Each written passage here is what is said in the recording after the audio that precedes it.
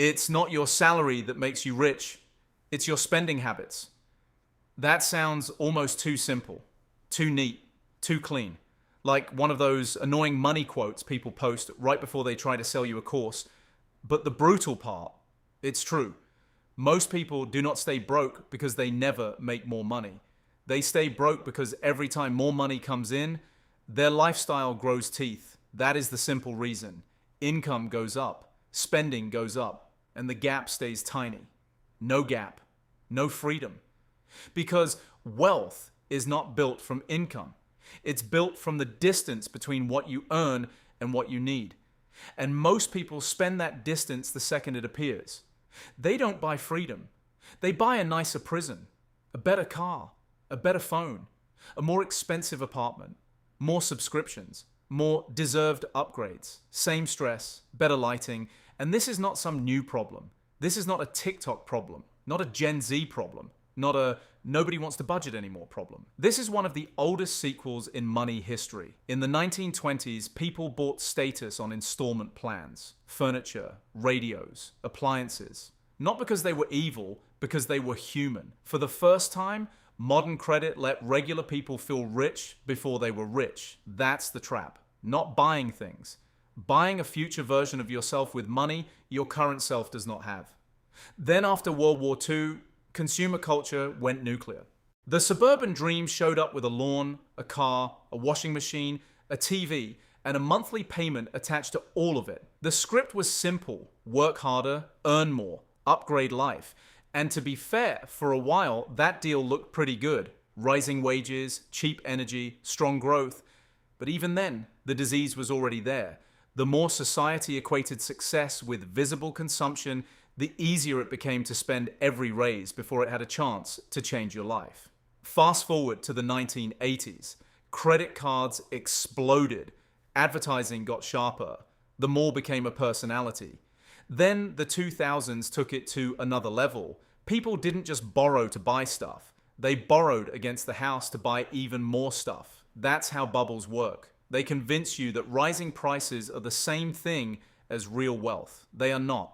A bigger house payment is not wealth. A leased luxury SUV is not wealth. A kitchen renovation funded by debt is not wealth. That's just expensive optimism. And then 2008 happened, and millions of people learned the hard way that looking rich and being rich are two completely different sports. Because when the music stopped, the families with big incomes and tiny margins got smoked.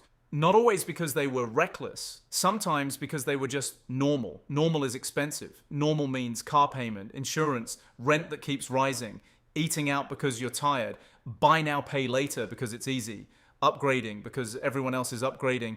Normal means your paycheck has already been spent before it lands. And once that happens, you are not living.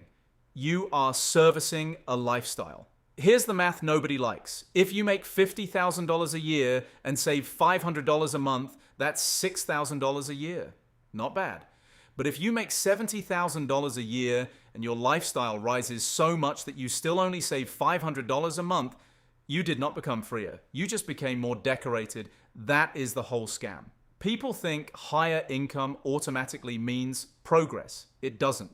Only higher margin means progress. Let me say that again because this is the entire video. Higher income does not automatically create wealth. Higher margin creates wealth. And margin gets murdered by lifestyle creep. This is the villain.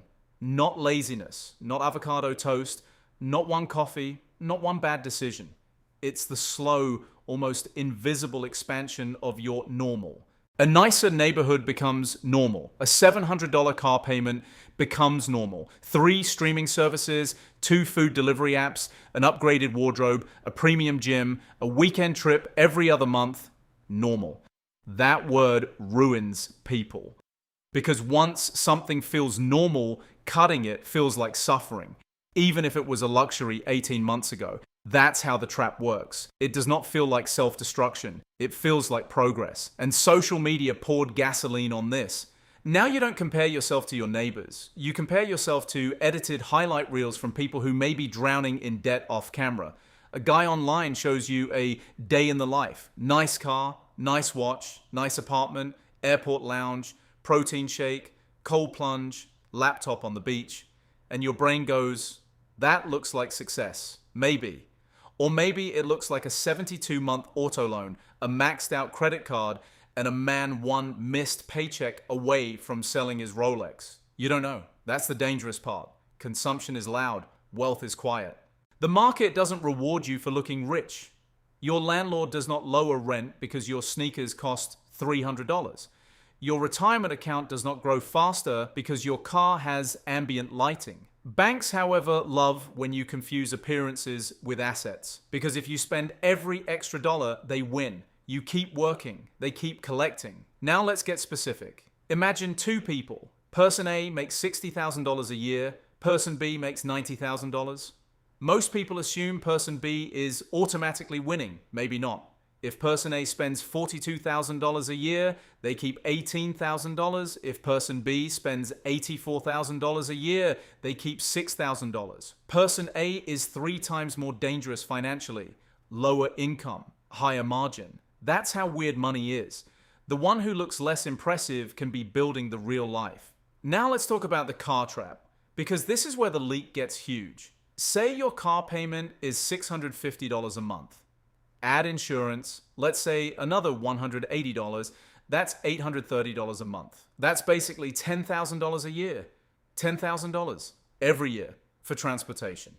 And that's before gas, maintenance, parking, or repairs. People say, it's just a monthly payment. No, it's an annual lifestyle tax. And if you keep that habit for 5 years, you didn't just spend on a car. You trained your cash flow to obey debt. Same with housing. If every raise gets translated into more rent, more furniture, more decor, more I need this space spending, your income growth never touches your future. It gets swallowed by your present. That is why some people earn 6 figures and still feel poor, because they are high earners with no oxygen. Money comes in, bills eat it. Lifestyle eats the rest. And then they say, I don't know where it goes. It goes where all untracked money goes, to comfort, convenience, status, and small repeated leaks. Here's another uncomfortable number. A $200 weekly overspend doesn't feel life-changing. It feels like life. A little extra food, a couple Ubers, random Amazon orders, one dinner, a few impulse buys, $200, whatever. Except that's over $10,000 a year. And suddenly your whatever is your emergency fund, your investment account, or your freedom fund. This is why poor financial lives are rarely destroyed by one explosion. They're usually drowned by 1,000 tiny luxuries that became invisible. And the worst part? The better your income gets, the easier this is to justify. You say, I work hard. I deserve this. It's not even that expensive.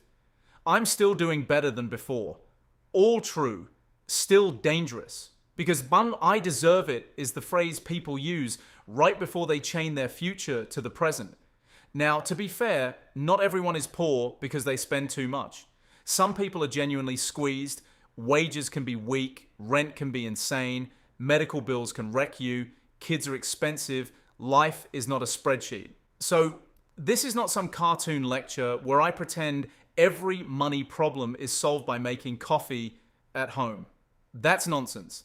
But here's the gray area that matters. You may not control the whole economy. You do control whether every increase in income gets instantly converted into fixed expenses. That part matters a lot. Because fixed expenses are the real killers. Once your life requires a certain number every month, you lose flexibility.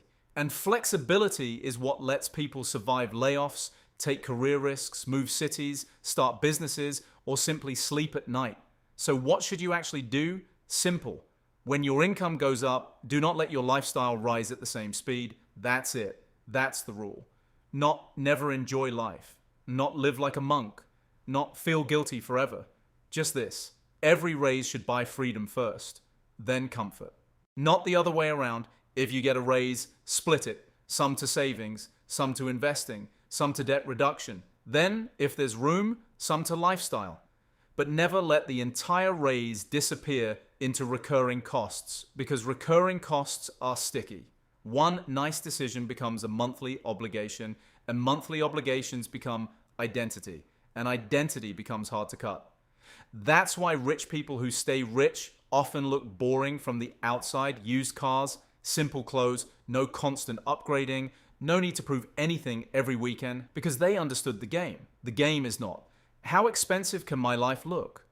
The game is, how strong is my cash flow without performance art? Can I survive 6 months without panic? Can I invest consistently? Can I say no to stupid work because I have a buffer? Can I handle bad luck without swiping a card and praying? That's wealth, not visible luxury, invisible strength. And once you see money that way, everything changes. A raise becomes a weapon. A bonus becomes a chance to widen the gap. A cheaper car becomes an income multiplier. A smaller apartment becomes time bought back later. Boring stops looking boring. It starts looking powerful. So yes, most people stay poor for one simple reason. They spend their raises instead of keeping them. They upgrade their lifestyle instead of upgrading their margin. And then they wonder why more income never turns into peace. Because peace was never in the spending. It was in the space, the gap, the breathing room. The part you don't see on Instagram. So here's the closing thought. You do not need to look rich. You need to become hard to break. That means smaller fixed costs, more margin, more cash flow, more room. Because the people who win with money usually do something very unimpressive. They keep more than they show. And in the long run, that beats almost every flashy flex on earth. Subscribe for more simple, animated finance videos.